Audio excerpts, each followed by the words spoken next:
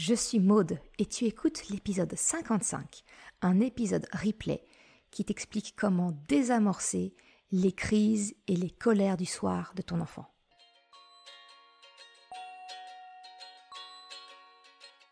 Salut et bienvenue sur le podcast S'élever en même temps que son enfant. Je suis Maude, coach certifiée chez Mercredi, mais surtout maman de 3 enfants. Sur ce podcast, je t'aide à conjuguer la bienveillance avec la réalité de ton quotidien de maman. Utiliser ton choix d'une parentalité bienveillante comme un accélérateur de ton propre développement personnel. T'aider à changer de regard sur les situations que tu vis avec ton enfant pour t'en servir, pour grandir et apprendre sur toi. Salut, je suis contente de te retrouver aujourd'hui encore. Je vois que notre rendez-vous hebdomadaire te plaît parce que l'audience du podcast, elle augmente de semaine en semaine. Je suis très heureuse de voir que ce que je te partage ici, chaque samedi, semble t'être utile ou tout du moins t'aide à te poser des questions et à réfléchir sur certains points de ta parentalité. Tu le sais, je crois vraiment que le changement débute toujours par une prise de conscience. Alors, sincèrement, si je ne sers qu'à cela, c'est déjà énorme pour moi. Aujourd'hui, je souhaite te parler des décharges émotionnelles et plus particulièrement celles qui surviennent en fin de journée.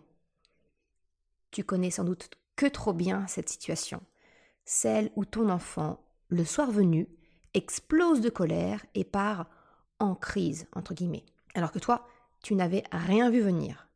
Je souhaite te partager mon astuce afin de les désamorcer, ou au moins limiter la survenue de ces crises et de cette colère du soir. Parce qu'il faut bien l'avouer, c'est franchement déstabilisant de rentrer après une journée bien chargée et où on est content de retrouver sa famille, de se prendre un retour de flamme, une colère fulgurante quand ton enfant explose pour une broutille. Que ce soit parce que tu lui as refusé un dessin animé, tu lui as refusé de grignoter en rentrant, ou alors qu'il n'a pas réussi à faire son puzzle, ou même quelquefois un simple regard de travers de la part de son frère ou de sa sœur. Bref, tu comprends que des choses qui passent habituellement sans souci, mais qui semblent déclencher ce soir, chez ton enfant, la 3e guerre mondiale. Le hic, c'est que tu as toi-même ta journée dans les jambes, avec son lot de bonnes et de mauvaises surprises qui ont entamé ton capital patience et empathie. Très souvent, la colère de ton enfant trouve en toi son miroir et elle te contamine. Et on se retrouve ainsi à exploser à notre tour et la soirée tranquille en famille qu'on s'était imaginée, elle s'éloigne comme un doux rêve. Ça te parle ?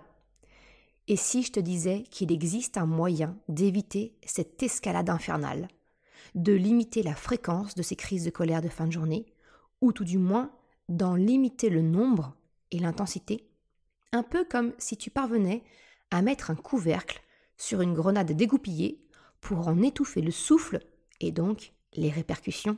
Ça t'intéresse ? Parce que c'est exactement le sujet de l'épisode d'aujourd'hui. Alors pourquoi est-ce que c'est important de savoir désamorcer les crises et les colères du soir ? Et pourquoi surtout, ton enfant se met-il si facilement en colère le soir ?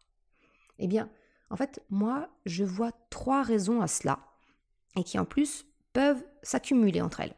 La première chose, c'est finalement prendre en compte les besoins de ton enfant. Si tu me suis, tu m'as déjà peut-être entendu parler de la pyramide de Maslow. En fait, c'est pourquoi est-ce que les colères sont plus fréquentes et intenses l'après-midi ou en fin de journée. Peut-être comme moi, as-tu remarqué que les matins semblent se dérouler plus facilement. En fait, le matin, quand ton enfant a eu une bonne nuit, tous ses réservoirs physiques, entre guillemets, ils sont remplis pour la journée. Il est reposé, il a mangé. Il ne faut pas sous-estimer l'importance du sommeil dans le comportement de ton enfant. Toi-même, tu le sais, si tu as une petite nuit, tu es probablement plus irritable que les autres jours. De la même façon, peut-être fais-tu partie des personnes qui, comme moi, sont sensibles à l'hypoglycémie. Franchement, je te déconseille de m'approcher si j'ai mal dormi ou si on approche de l'heure d'un repas. Je suis alors plus proche de l'ours malfamé que de la maman bienveillante que tu peux imaginer. Sans parler de moi, je souhaite en fait attirer ton attention sur les besoins essentiels de ton enfant en passant en revue ses besoins au scan du hasard. Alors le hasard, c'est un acronyme dont je te parle dans mon guide La boussole des émotions. Il est assez facile à retenir pour te permettre de vérifier les besoins primordiaux de ton enfant. Le H, c'est pour l'hydratation. Est-ce que ton enfant a soif? On sous-estime souvent cette sensation de soif, mais effectivement, ça peut générer des colères, juste parce qu'en fait, ton enfant, il a soif. Donc ça, c'est le premier point à vérifier. Le deuxième, du mot hasard, c'est le A. Le A de alimentation. Et donc, c'est les fameuses crises d'hypoglycémie que je t'encourage à garder en tête. Le S, pour le sommeil. Est-ce que ton enfant est suffisamment reposé? Le A, de nouveau, pour les activités physiques. Est-ce que ton enfant s'est dépensé physiquement aujourd'hui pour libérer son énergie? Le R, de relations sociales. Est-ce qu'il s'est disputé avec un ami, un frère ou une sœur? Est-ce qu'il s'est fait gronder? Voilà. Quel est son niveau de relation sociale? Et la dernière lettre, le D de découverte. Alors c'est un petit peu plus subtil, mais en fait, c'est est-ce que ton enfant a un besoin croissant d'autonomie? Est-ce qu'il y a quelque chose qu'il veut tenter par lui-même, de découvrir? Voilà. Donc encore une fois, pense à l'acronyme hasard pour vérifier si un des besoins de ton enfant serait potentiellement un peu en difficulté. Le deuxième point, qui peut expliquer que ton enfant explose plus facilement l'après-midi ou en fin de journée, c'est que comme toi, ton enfant, il vit sa journée et du coup, il a entamé son capital de départ, de début de journée. La journée avançant, il n'a plus la même patience ni la même capacité à se retenir. À l'école, à la crèche, là où il est gardé en fait, et même si c'est avec toi, ton enfant, il s'adapte à son environnement, à ce qui est attendu de lui. Une certaine retenue dans ses réactions, pour ne pas bousculer les copains, pour accepter de prêter, pour écouter les consignes, pour laisser passer l'enfant devant lui au toboggan, les petites disputes entre les enfants, etc. Ton enfant, il n'est pas seul sur Terre, et donc il est amené à s'adapter à ce qui compose son environnement. Tout cela grignote son capital de patience pour la journée. Il encaisse, il s'adapte, et le compteur tourne. Plus la journée avance, plus cela lui sera difficile, selon la vitesse avec laquelle son capital est grignoté. Et s'il arrive à 0, ou qu'il rentre même dans le négatif, c'est là que ta journée commence à partir en cacahuète. À cela s'ajoute un troisième facteur, un facteur supplémentaire, lorsqu'il te retrouve. C'est la notion de figure d'attachement. Tu en as peut-être déjà entendu parler. J'aime bien l'exemple pris par le docteur Anne Reynaud, qui en parle très bien dans ses livres, La sécurité émotionnelle de l'enfant, et son deuxième, le dernier, Enfant sécurisé, enfant heureux. Elle utilise la métaphore du porte-avions. L'enfant est un avion qui apprend à voler. Et pour apprendre à voler de plus en plus loin, le porte-avions doit toujours être dans les parages pour sécuriser l'avion en vol. Tu le comprends, le porte-avions, c'est le parent. C'est l'endroit où pourra se poser l'avion, se recharger, se remplir, se réparer. Ça signifie que être une figure d'attachement pour ton enfant, c'est être sa source de sécurité. Alors, si cela est positif dans la vie, il faut bien l'avouer, c'est pas toujours facile à vivre tous les jours. Parce qu'en fait, ça signifie et explique le fait que ton enfant soit le plus difficile avec toi en ta présence. Quand il est avec des amis, en classe, chez ses grands-parents, des cousins, bref, à l'extérieur, tout se passe relativement facilement. Mais quand c'est le retour à la maison, ton enfant explose d'un rien et te semble peut-être même difficile. En tant que parent, on peut même avoir le sentiment que notre enfant nous fait payer nos moments d'absence. Or, c'est bien souvent une conséquence du fait d'être la figure d'attachement de notre enfant. Et ça a un côté profondément ingrat, il faut bien se l'avouer. Alors, je vais te partager comment moi, je m'efforce de me rappeler, de voir la chose, pour te permettre de le vivre peut-être un peu plus facilement. Quand tu constates que ton enfant explose avec toi, rappelle-toi qu'il se permet d'être ainsi parce que tu es sa figure d'attachement. Cela signifie qu'inconsciemment, à ses yeux, il sait qu'il peut être qui il est avec toi, parce qu'il sait que ton amour pour lui est profond, sincère, indéfectible. Et c'est vrai, C'est vrai parce que même si ton enfant commet la pire des erreurs, le pire des comportements, une part au fond de toi continuera toujours de l'aimer, par instinct protecteur et maternel. Même si on est bien d'accord, même si tu peux rejeter son acte et être profondément déçu de voir que tes valeurs n'ont pas été respectées, mais une part de toi continuera de l'aimer. Eh bien, c'est cela, être la figure d'attachement. C'est quand ton enfant se sent en sécurité totale pour se permettre d'être qui il est dans ses bons et ses moins bons côtés. Il n'a pas besoin de faire semblant d'être quelqu'un d'autre avec toi. Pour t'aider à peut-être mieux visualiser ce que signifie cette figure d'attachement, je te propose un petit parallèle pour t'aider à ce changement de regard. Quand ton enfant explose avec toi en fin de journée, parce qu'il a accumulé beaucoup de tensions et peut-être qu'il s'est beaucoup contenu dans la journée, c'est un peu comme pour toi. Par exemple, tu ne réagis pas avec ton ou ta conjointe de la même façon que tu peux le faire avec tes collègues, ton ou ta supérieure, avec des amis. Tu vas encaisser, tu vas prendre sur toi certaines remarques et tu pourras exprimer le fond de ta pensée lorsque tu te sentiras en confiance au sein de ton foyer. Même si franchement, cela peut être dur pour celles et ceux qui vivent avec toi. Parce qu'il n'est pas rare de ramener notre mauvaise humeur du travail à la maison et d'en faire pâtir ceux avec qui nous vivons et qui sont pourtant totalement étrangers à la situation qui nous a mis dans cet état. On a même quelquefois tendance à utiliser nos proches comme des punching balls pour des émotions que nous avons ressenties dans un tout autre cadre. Eh bien, c'est exactement la même chose pour ton enfant. En rentrant de l'école, de la crèche, du parc, eh bien, il a accumulé un tas d'émotions. Il les a mis de côté en prenant, autant que possible pour son âge, sur lui. Et elles ressortent le soir venu. Relâchement provoqué par le retour de la figure d'attachement, mais également par une diminution de sa capacité de se retenir due à la fatigue de la journée. Et cela, même si tu as le sentiment que les émotions ont peut-être déjà débordé au cours de la journée et qu'il a explosé, qu'il a évacué. Non. En fait, il faut savoir que le cortisol, c'est une hormone en fait dans notre corps, le cortisol généré pendant une crise, voilà, quand on s'énerve ou autre, eh bien ce cortisol perdure dans notre corps pendant environ 5 heures. Et il a un effet cumulatif. C'est-à-dire que même si une crise a éclaté, eh bien les effets biologiques du cortisol qui a été sécrété perdurent, eux, pendant encore 5 heures.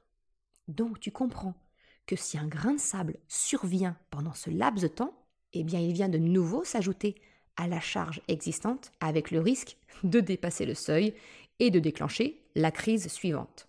Alors, si on cumule la fatigue de la journée, l'hypoglycémie de la fin de journée, le retour de la figure d'attachement avec beaucoup d'émotions accumulées dans la journée, tu comprends, on a la recette parfaite du cocktail Molotov émotionnel. L'autre point que je voudrais aborder avec toi, et tu le comprends maintenant sans doute, c'est que quelque part, sans prendre conscience de ce qu'a vécu ton enfant, eh bien tu avances à l'aveugle. Si tu ne sais pas ce qu'il a vécu dans sa journée, c'est un peu comme si tu avançais les yeux bandés. Tu ne sais pas du tout si tu traverses un champ de fleurs ou bien un champ plein de mines. C'est donc très utile de te renseigner pour savoir où tu mets les pieds et si tu as besoin de certaines précautions pour aborder la soirée. Le troisième avantage de tenter un désamorçage de la situation avec ton enfant en te renseignant sur sa journée, eh bien, c'est de donner de l'attention à ton enfant. Et pas n'importe laquelle. Comme je t'en ai parlé dans l'épisode bonus numéro 5, discuter avec ton enfant pour connaître sa journée te permet de lui donner de l'attention positive. C'est un moyen de remplir son besoin affectif. C'est un moyen de lui consacrer du temps de qualité. Ce fameux temps de qualité dont je te parle. Le deuxième effet qui se coule, c'est que s'intéresser à lui, à sa journée, à ce qui se passe dans sa vie, eh bien ça permet de nourrir votre relation et son estime de lui. Cela nourrit votre relation parce que, tu le comprends bien, partager ainsi un moment ensemble pour discuter, c'est partager un moment de vie, d'intimité. C'est cela qui construit et nourrit une relation. Mais ça permet également de nourrir l'estime que ton enfant a de lui-même, parce que ton intérêt pour ce qu'il a fait, ce qu'il a vécu, eh bien lui permet de se sentir intéressant, valorisé, digne d'intérêt. Tu le comprends, ça prend finalement très peu de temps, mais ça a vraiment beaucoup de répercussions positives pour ton enfant et pour votre lien. Un autre avantage, qui peut te sembler évident, mais je préfère que ce soit clair, c'est que désamorcer une potentielle décharge émotionnelle de ton enfant, eh bien, c'est une façon de développer l'intelligence émotionnelle de toute la famille. Tout d'abord pour ton enfant. C'est bien évidemment positif pour lui, parce qu'il va le vivre, l'expérimenter, il va comprendre et assimiler que chercher à écouter le besoin et l'émotion de l'autre permet un soulagement émotionnel, une résolution de crise, parce qu'il va directement l'expérimenter en le vivant, grâce à ton accompagnement. L'aider ainsi à apprendre à vivre avec ses émotions va développer son empathie et donc son intelligence émotionnelle. Mais c'est également bénéfique pour toi, parce que tu mets en pratique avec ton enfant tout ce que tu lis et, ici, ce que tu écoutes comme conseil sur la parentalité et l'accompagnement des émotions. Ce n'est plus de la théorie, tu le mets en pratique, tu tentes, tu expérimentes, tu réajustes. C'est également bénéfique pour toi, parce que ton enfant, te voyant faire, eh bien, il aura sans doute tendance à le reproduire avec toi en grandissant. Je te le partagerai un peu plus tard dans l'épisode, mais maintenant, mes grands utilisent mon astuce en me retournant la question. Tu comprendras mieux très vite. On arrive bientôt à mon astuce. Encore un peu de patience. Et le dernier point, c'est que c'est également bénéfique pour tous les autres membres qui composent votre famille, grâce aux neurones miroirs, au mimétisme. Cela peut être un frère ou une sœur, ou bien ton ou ta conjointe. En te voyant ainsi déminer le terrain avec ton enfant, tu verras ton entourage appliquer les mêmes techniques entre eux, mais aussi avec toi. C'est ainsi que c'est toute la famille qui développe son intelligence émotionnelle. Et alors le dernier avantage, j'ai gardé le dernier argument pour la fin, tellement il est évident, mais en fait, éviter une crise potentielle, c'est toujours une de gagner, non? C'est toujours ça. Alors maintenant qu'on a vu qu'effectivement, ça pouvait être utile, concrètement, comment on désamorce les crises et les colères de fin de journée? J'arrive enfin à la solution et tu vas voir, c'est vraiment très simple. Mon astuce, c'est de demander à mes enfants, en les récupérant à la crèche ou à l'école, mais ça peut être aussi lors du retour du parc, la fin d'une activité ensemble, qu'importe, eh bien c'est de poser la question, as-tu des émotions cachées dans le placard? Alors, le placard aux émotions, qu'est-ce que c'est? Si tu connais mon guide, la boussole des émotions, tu as sans doute croisé cette expression, le placard aux émotions. En fait, la boussole des émotions, c'est un guide gratuit que tu peux télécharger sur mon site. Je te mettrai le lien en description. Et dans ce guide, je te donne des outils concrets et faciles à mettre en œuvre pour accompagner ton enfant dans la découverte et l'accueil de ses émotions, mais également les tiennes. Et dedans, ce que je nomme le placard aux émotions, c'est en fait la capacité que nous avons en tant qu'être humain à prendre sur nous, à nous adapter selon les codes et usages attendus de notre environnement. C'est notre façon de temporiser nos émotions. C'est exactement ce dont je t'ai parlé quand je t'ai expliqué que, comme toi, ton enfant a vécu sa journée en s'adaptant à son environnement. Rester tranquille sur sa chaise d'école, repousser les attaques d'un ami de la crèche qui voulait prendre son jouet, et donc de se retenir de le pousser, des potentielles disputes avec un camarade pendant la récréation pour savoir qui pouvait jouer ou qui pouvait utiliser la marelle, qu'importe. Le placard des émotions, j'y vois plusieurs avantages. Tu vois, tu comprends tous ces petits moments où ton enfant a dû prendre sur lui de réfréner son comportement naturel pour correspondre aux codes et usages de son environnement. Toutes ces petites contrariétés, c'est un besoin de suradaptation qui génère inconsciemment et naturellement, chez tout le monde, des émotions. Eh bien, selon leur nature et leur fréquence, selon l'âge de ton enfant, il va plus ou moins bien réussir à les accueillir, à les gérer et potentiellement à les enfermer à double tour dans son placard.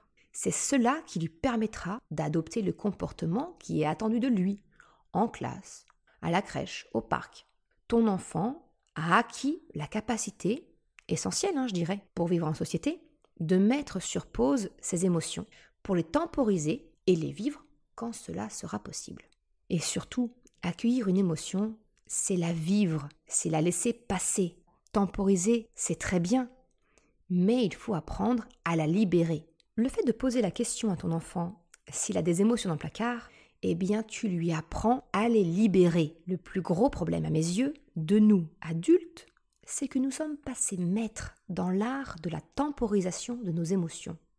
Mais le problème, c'est que nous ne savons pas ensuite les libérer pour les accueillir et leur permettre de nous traverser, de nous libérer. Et finalement, eh bien nous le faisons d'une manière totalement incontrôlée lorsque nous explosons.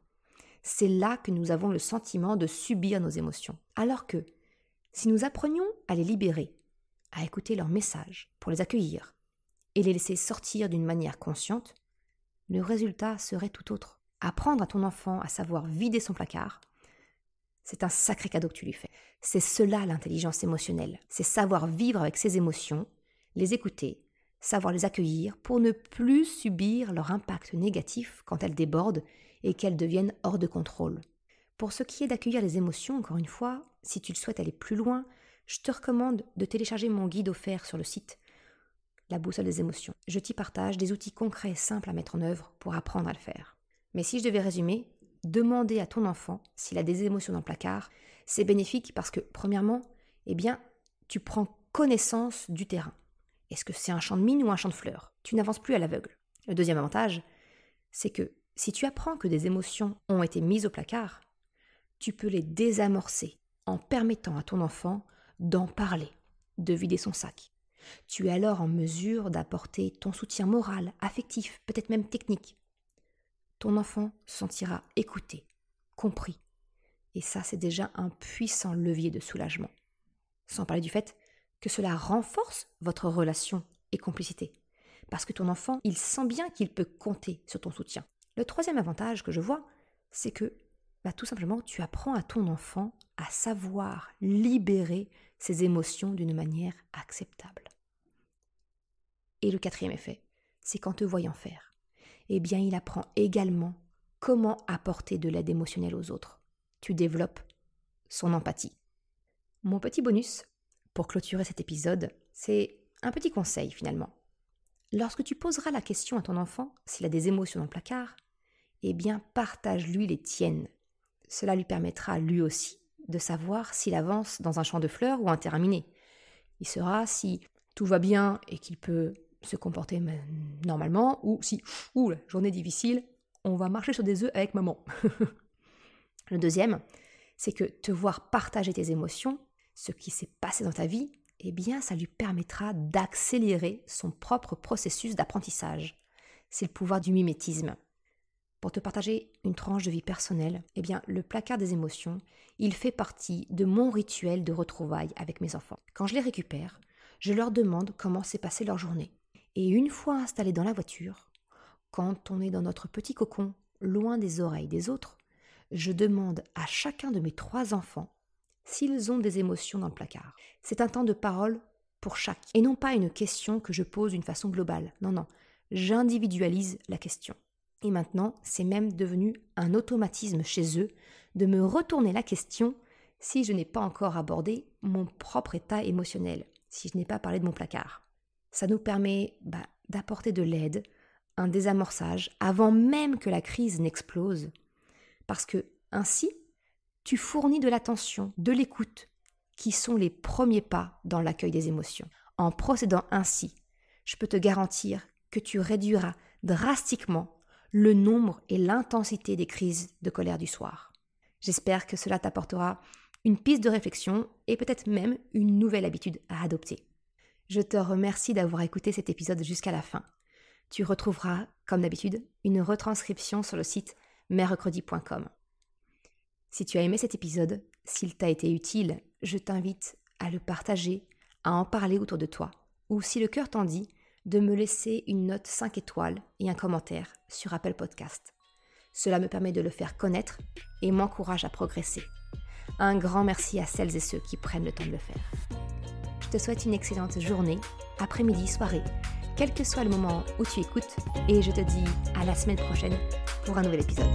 Ciao!